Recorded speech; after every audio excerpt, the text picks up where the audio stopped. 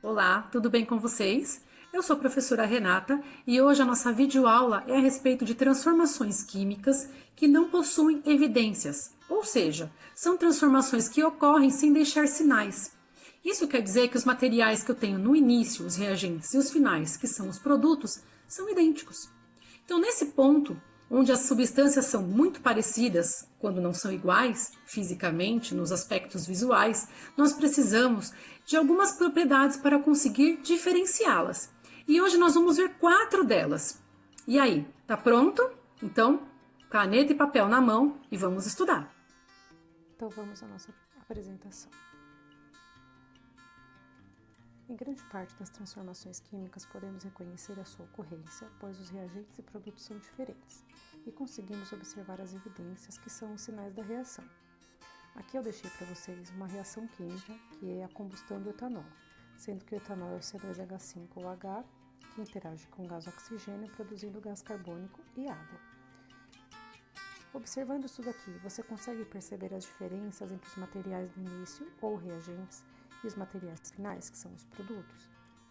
Provavelmente você já deve ter visto pessoalmente ou em algum meio de comunicação, um livro, um artigo, um vídeo, um material entrando em combustão. Então acredito que você possa saber quais são as diferenças.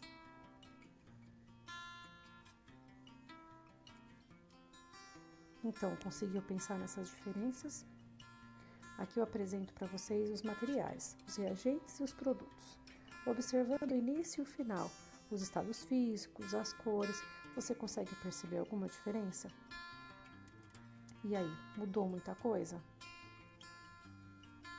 A gente sabe que sim, porque houve mudanças, nós conseguimos perceber que eu tinha um reagente líquido, no final não tinha mais, a gente consegue ver o fogo. Só que existem reações que não têm evidências. E como que nós vamos fazer para reconhecer a ocorrência dessa reação? Muitas reações acontecem e não deixam pistas, ou seja, os reagentes e produtos não são diferentes, são iguais. Isso quer dizer que não é possível saber se uma reação já iniciou, se está acontecendo ou se até mesmo ela já acabou, porque os materiais não mudam suas características físicas ou as suas características perceptíveis. Nesses casos, é necessário conhecer e testar as propriedades físico-químicas dos materiais para que possa diferenciá-los. E o que são essas características? Quando uma reação ocorre sem evidências visíveis ou perceptíveis, como alteração na cor, odor, formato, estado físico, entre outras, se faz necessário estudar as propriedades que não são visíveis ou não são perceptíveis. Entre essas propriedades, as que nós vamos ver hoje são a densidade, solubilidade, temperatura de fusão e temperatura de ebulição. Assim, comparando-se as características iniciais e finais, é possível dizer se a reação aconteceu ou não, já que os materiais possuem características físico-químicas diferentes. Então, essas características elas são testadas. É feito o teste no material inicial e no final. E aí nós podemos fazer as comparações dessas transformações e dessas características. A primeira delas é a densidade, que é a propriedade que relaciona a massa, que nós conhecemos como peso, de um material e o volume, que é o espaço que ele ocupa. Então, a densidade é um cálculo feito pegando a massa e dividindo pelo volume. A massa que o material tem pelo volume que ele ocupa. Essa é a propriedade que usamos para dizer que o óleo, ao ser adicionado à água, fica na superfície, porque ele é menos denso que a água. Aqui eu tenho um exemplo para a gente fazer um cálculo. Imagine que o material X tem massa de 10 gramas e ocupa o volume de 20 ml. Qual será a densidade?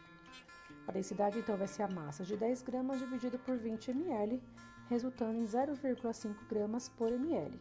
Isso quer dizer que, se eu pegar o volume de 1 ml e colocar numa balança, eu vou ter a massa de 0,5 gramas.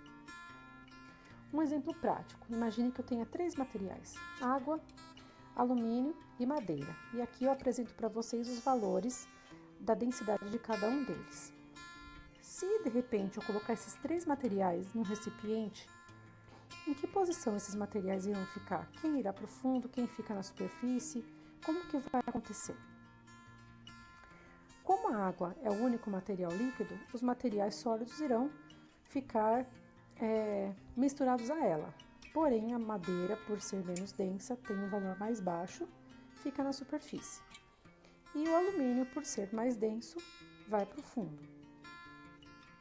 A outra característica é a solubilidade, que é a capacidade que os materiais possuem de se dissolver em outros materiais. Mesmo os materiais mais solúveis têm seus limites, ou seja, adicionando uma quantidade superior à solubilidade, ele não se dissolve por completo. Exemplo: a solubilidade do cloreto de sódio em água é de 36 gramas desse sal em 100 gramas de água. O sal é chamado de soluto, porque é o material que será dissolvido, e a água será o solvente, porque é o material que irá dissolver o soluto até seu limite de solubilidade. E aqui um exemplo prático. Se adicionarmos 36 gramas ou menos de cloreto de sódio e 100 gramas de água, resultará em uma mistura homogênea. Isso quer dizer que todo o soluto se dissolveu por completo. Porém, se adicionarmos uma quantidade superior a 36 gramas, resultará numa mistura heterogênea, pois uma parte não será dissolvida. Isso aqui a gente pode lembrar quando você vai adoçar um suco e você coloca bastante açúcar. E mesmo que você fique misturando e agitando por bastante tempo, não vai se dissolver por completo, porque já ultrapassou a solubilidade daquele material, no caso o açúcar, em água. Aqui eu tenho o exemplo da água e o sal misturados por completo, formando uma mistura homogênea, e aqui a água e a areia mostrando uma mistura heterogênea. Aí temos agora a temperatura de fusão e temperatura de ebulição, que são características complementares. A temperatura de fusão é a temperatura na qual o material passa do estado sólido para o estado líquido. E a temperatura de ebulição é aquela que o material passa do estado líquido para o estado gasoso. Ambos acontecem com acréscimo de temperatura, com aumento da temperatura. Cada material tem seus valores de temperatura de fusão e de ebulição, assim como também tem de solubilidade e densidade, não podemos esquecer disso. Nas substâncias puras, o valor de temperatura de fusão e ebulição é fixo, porque é uma única substância, uma única temperatura. Já nas misturas, esse valor é variável, porque tem a ver com as duas temperaturas dos dois materiais ou mais materiais que estiverem misturados. Aqui eu apresento o aquecimento de uma substância pura, ou melhor, o gráfico que representa isso. Então, se a temperatura aumenta, isso significa que com o tempo esse gráfico vai ser crescente. A substância então inicia no estado sólido, atinge a temperatura de fusão. Nesse momento, há uma mistura de fases, sólido e líquido. E essa temperatura não vai aumentar até que todo o sólido se dissolva, ou melhor, que ele se torne líquido. Passado esse tempo, ele volta a aquecer somente no estado líquido, atinge a ebulição. Nesse momento, mistura de fases novamente, líquido e gás. E somente vai voltar a aumentar quando todo o líquido evaporar.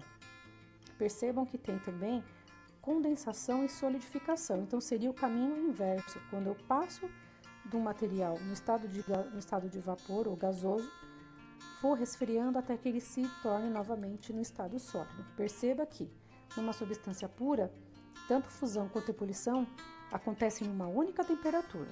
Então, a gente tem dois patamares de temperatura constante e estável.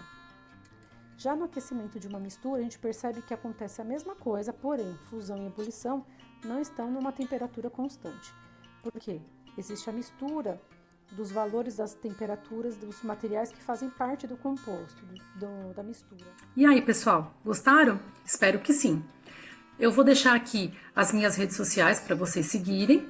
E caso vocês tenham algum problema, tenham alguma dúvida, vocês podem entrar em contato. Tudo bem? Nas próximas aulas nós nos vemos novamente. Tchau, tchau!